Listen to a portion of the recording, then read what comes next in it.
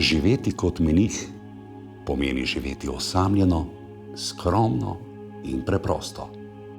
Takšno je bilo življenje menihov v samostanu Bistra.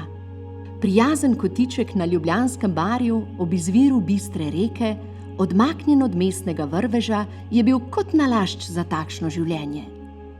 Zaradi prijetnega okolja pa so samostan imenovali kar Vesela dolina.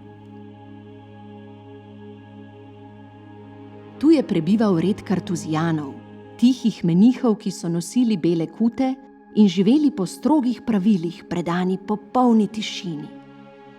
Pogovarjali so se lahko le ob nedeljah in praznikih. Stanovali so v meniških hišicah ob križnem hodniku in vsak je imel svoj zeliščni vrt.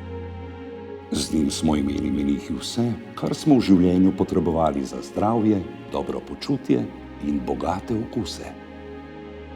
Prvi kartuzijan je bil sveti Bruno.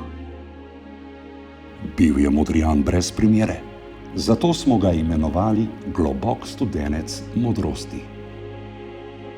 V samotni alpski dolini v Franciji je na skalni pečini zgradil samostan Chartreuse, velika kartuzija. V Sloveniji smo imeli 4 kartuzijanske samostane: Kartuzija Bistra, Žička kartuzija, Jurklošter in še danes delujoč samostan Pleterje. Poišči križni hodnik v nekdanjem samostanu, kjer danes biva Tehniški muzej Slovenije, in odkri še druge skrivnosti menihov iz Bistre.